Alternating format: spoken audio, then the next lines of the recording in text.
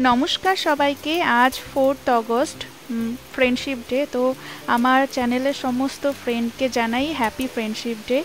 আর এই যে দেখুন পুনের অবস্থা, সারা দিন ধরে বৃষ্টি হয়ে চলেছে, প্রায় 1 মাস ধরে এরকমই অবস্থা।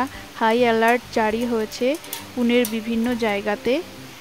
আর আমি বেশিরভাগ ট্রাভেল ভিডিওই বানাই, কিন্তু এই বৃষ্টির মধ্যে বাচ্চাদের নিয়ে বাইরে বেরোতেই পারছি না। সিচুয়েশনটা একটু কন্ট্রোলে এসে গেলে তারপর আবারও বেরোবো, আবারও ট্রাভেল ভিডিও শুরু করব। তত দিনের জন্য আপনারা সবাই আমার পাশে থাকুন। আর ছোটোখাটো ফ্যামিলি ব্লগ বানাচ্ছি, আপনাদের কেমন লাগছে আপনারা অবশ্যই জানাবেন। এরকম ব্লগ আপনারা আরও দেখতে চান কিনা সেটাও কিন্তু অবশ্যই জানাবেন। সানডে মানে সবার ছুটির দিন আর আমার কাজের দিন। রাঁধুনি পাওয়া গেছে, তাও আমাকে ছড়িয়ে ছিটিয়ে এমন রেখেছে যে আমার কাজ বেড়েই গেছে। এই যে আজকে রান্নার দায়িত্বে আছে মালবিকা। অ্যাকচুয়ালি ও রান্না করতে খুব ভালোবাসে, তো প্রত্যেক সানডে ও আমাকে আর কিছু বানাতে দেয় না। আমরা বাড়িতে থাকলে ওই ব্রেকফাস্ট বানাই, তো আজকেও ওই বানাচ্ছে। আজকে ফ্রেন্ডশিপ ডে আর বাইরে এত বৃষ্টি হচ্ছে, বাচ্চারা তো বাইরে বেরোতেই পাচ্ছে না, তাই বসে বসে লাস্ট ইয়ার ফ্রেন্ডশিপ ডে সেলিব্রেশনের ছবিগুলো দেখছে। আমরা লাস্ট ইয়ার গেছিলাম এখানে পুনেরই খারাডিতে বাটারফ্লাই ট্রাম্পোলিন পার্কে। ওখানে গিয়ে এই যে প্রচণ্ড মজা করেছিলাম, আমরা প্রচণ্ড মজা করেছিলাম। সেই ভিডিওটাও কিন্তু আমার অলরেডি চ্যানেলে আছে, আপনারা কেউ যদি দেখতে চান অবশ্যই চ্যানেলে গিয়ে দেখতে পারেন। আর ডেসক্রিপশান বক্সে এবং আই বাটনে আমি লিঙ্কটা দিয়ে দেব। ব্রেকফাস্ট শেষ করে চলে এসেছি রান্নাঘরে। যেহেতু বাইরে প্রচণ্ড বৃষ্টি হচ্ছে, তো খিচুড়ি তো মাস্ট, তাই জন্য আমি আজকে খিচুড়ি বানিয়ে নিলাম। বাঙালি খিচুড়ি 2-3 দিন ধরে বানিয়েছি, যেহেতু অনেক দিন ধরেই বৃষ্টি হচ্ছে, তো আজকে আমি মহারাষ্ট্রিয়ান স্টাইল ডাল খিচুড়ি বানাচ্ছি। বাইরে অনেকবার খেয়েছি এই খিচুড়িটি, কিন্তু আজকে প্রথমবার বাড়িতে বানাচ্ছি। অসাধারণ খেতে হয় কিন্তু।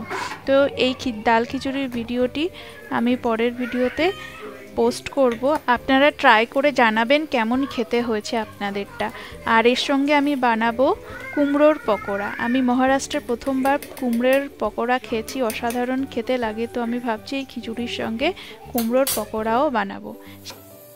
কুমড়োর পকোড়া বানানোর জন্য একটা বলে আমি চালের গুঁড়ো নিয়ে নিয়েছি আর পরিমাণ মতো বেসন নিয়ে নিয়েছি। তার মধ্যে একটু হলুদ, একটু কালো জিরে, একটু লঙ্কা পাউডার, কাশ্মীরি লঙ্কা পাউডার দিয়েছি যাতে একটু কালারটা সুন্দর হয়, আর লবণ আর জল দিয়ে প্রথমে ব্যাটারটাকে সুন্দর করে বানিয়ে নেব।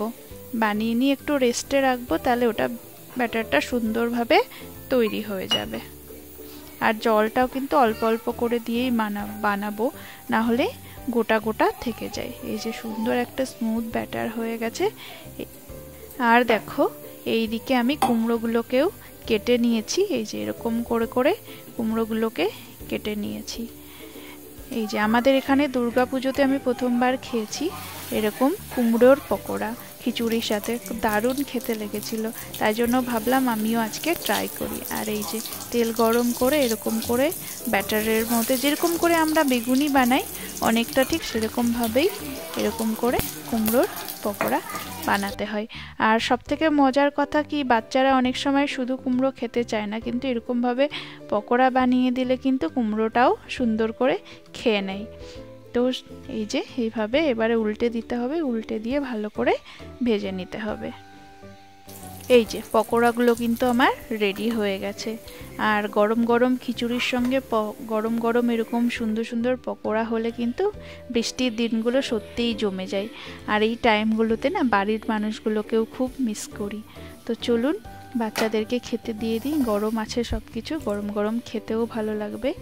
আর এই ভিডিওটা যদি আপনাদের ভালো লেগে থাকে তাহলে অবশ্যই লাইক করে দেবেন, শেয়ার করে দেবেন, আর নতুন হলে অবশ্যই চ্যানেলটাকে সাবস্ক্রাইব করবেন। দেখা হচ্ছে পরের আরেকটি ভিডিওতে, ততক্ষণের জন্য টাটা। সবাই ভালো থাকবেন, সুস্থ থাকবেন, আর এই বর্ষাটাকে ভালোভাবে এনজয় করবেন। আর বর্ষাতে নদীর পাশে যাদের বাড়ি তারা অবশ্যই সাবধানে থাকবেন। টাটা, দেখা হচ্ছে খুব তাড়াতাড়ি।